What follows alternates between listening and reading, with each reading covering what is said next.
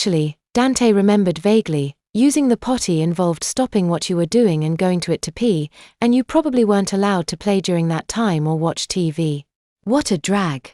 If he had still been potty trained, Dante would have had to get up, gone to find a potty, figured out how to use it, and then come back.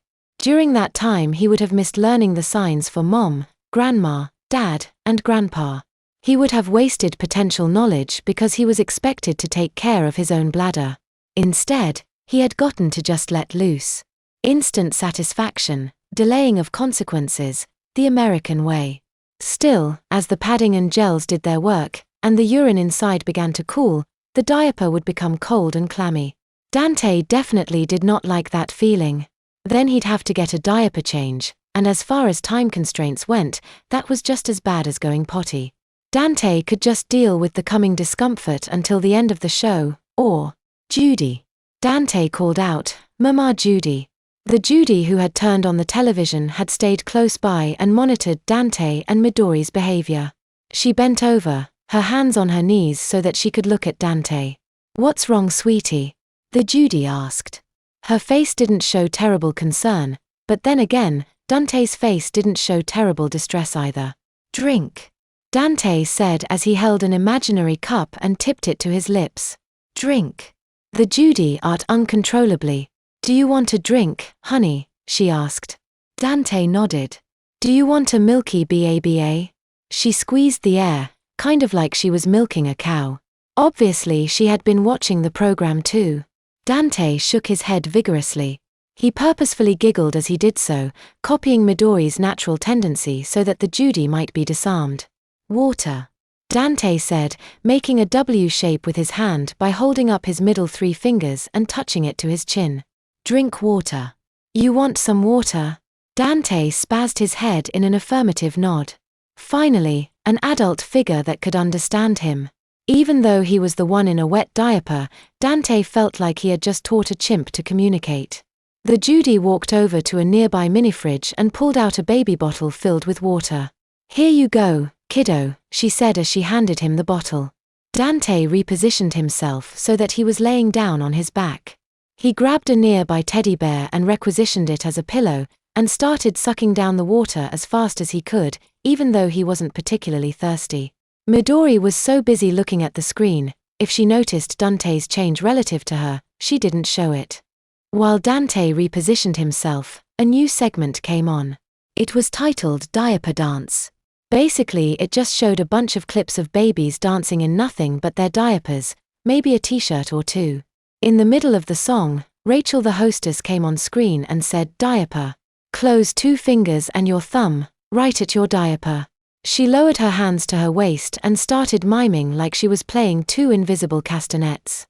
"Diaper," she repeated. Then, she placed her thumb between her pointer and middle finger and shook her whole hand like she was waving hello. "This is the sign for potty," she indicated. "Potty." Then as predicted, the camera cut to clips of various babies and toddlers, signing diaper and potty. Dante gave a yawn of contentment as he finished his bottle. The next segment of the show taught him the sign for more, which he quickly used as he ordered the Judy to get him more water. This order she quickly complied with and he chugged the water bottle and gave a loud burp in response. As the ending credits to baby signing time rolled, Dante's diaper had already begun to cool and itch. His nether regions were just starting to become uncomfortable when his brilliant plan sprang into action. Dante let loose a second barrage of liquid gold into the thick and thirsty padding between his thighs. The padding immediately encasing his penis was already saturated from his last wedding, so the pee bounced off and tickled his pubic area before soaking into the bottom area around his taint. Dante let out a giggle and wore a satisfied smirk on his face. If he could keep very hydrated, he could pee into his diaper often enough where it wouldn't get cold. Granted, he'd have to get changed eventually, as otherwise the diaper would leak or burst, but this was more on his terms. "Yay! Dante learned baby signs," the Judy cheered. Dante learned baby signs. "Who's a clever boy? Who's a clever boy?" "You are." "Yes you are." Dante nodded. He was indeed clever, he agreed, though perhaps not for the same reason as she was thinking. The diaper continued to bulge and expand, pleasantly encasing Dante's loins. Dante wondered if he peed enough. Would his diaper break free of the onacy he had on? Now this feeling was good. All warm, wet, and mushy in all the right places. Dante wondered if this is what the inside of a woman felt like. Yeah, he had died a virgin, so what? Dante was interrupted by a gurgling noise coming from his gut. Cramps soon followed. Uh-oh. Somehow, Dante had forgotten about the other inevitability where total lack of potty training was concerned. He really didn't want to poop in his diaper. It was something he just wasn't ready for, and even his positive experience with wet diapers couldn't convince him to try this willingly. Dante was desperately wishing there was a potty nearby. Even though he couldn't remember how to use it, maybe he could figure out how to once he found one. Or maybe the Judys could help him. That's it. The Judys. They acted like caretakers and mommies. What mother wouldn't help a small child go to the potty? It just made sense. Judy, Dante cried out as he sat back up. Mama Judy. The same Judy who had watched baby signing time with him came up and asked what was the matter. Dante put his right thumb between his right forefinger and shook it. Potty, he said, I need to go potty. He used his left hand to hold his poor stomach as the cramps got more intense. Any second now. Potty, she asked, then shook her head. No, Dante, you wear diapers. Diaper. She started playing invisible castanets around her waistband. Diaper. She bent over and patted the front of his diaper.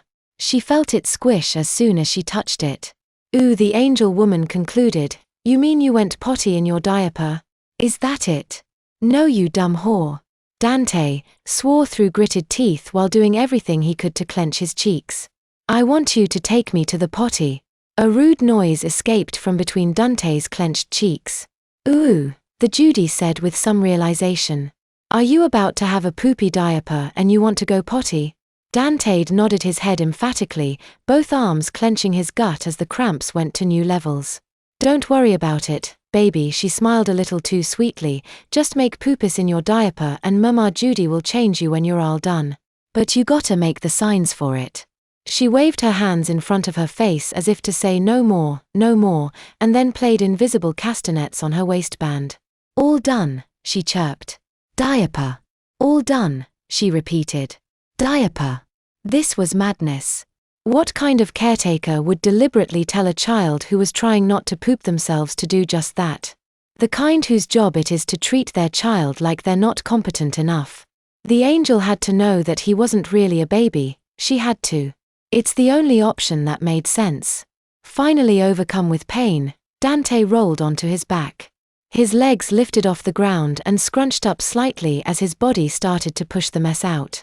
Dante felt the warm mess leave him and enter the back of his diaper, pressing up against his bum. He started grunting, deliberately trying to get the vile stuff out of him, so that he could get this over with. He wanted to gag at the smell. The diaper's perfume did a decent job of disguising the scent of stale urine, but it was no match for the brown bombs that he was dropping in his backseat. Dante closed his eyes. Even though he couldn't see, it felt like everyone must be watching him. He didn't hear the sounds of playing elsewhere in the nursery. He couldn't even hear the television. He was in a black hole of sound. The world had stopped. Him dropping a deuce had become the main attraction of the afternoon. Finally, the cramps subsided and Dante felt he couldn't push out anymore. He lowered his legs, and instantly felt the mess being moved around in his diaper. The sounds of playtime had entered his ears again, but he still had the feeling he was being watched. When he opened his eyes again, he saw all 8 of the Judys staring down at him, expectant smiles on their faces. Defeated, exhausted, and still on his back, Dante waved his hands in front of him. All done, he said. Then he placed his thumbs down on where the tapes to his diaper were around his waist and clapped his first 2 fingers against his thumbs. All done diaper. See? I told you he learned to sign. The Judy who had turned on the television said to her cohorts. Who's a clever boy? They all praised as he laid in his own mess. Who's a clever boy? Dante grimaced. More importantly, one of them said, who's going to change him?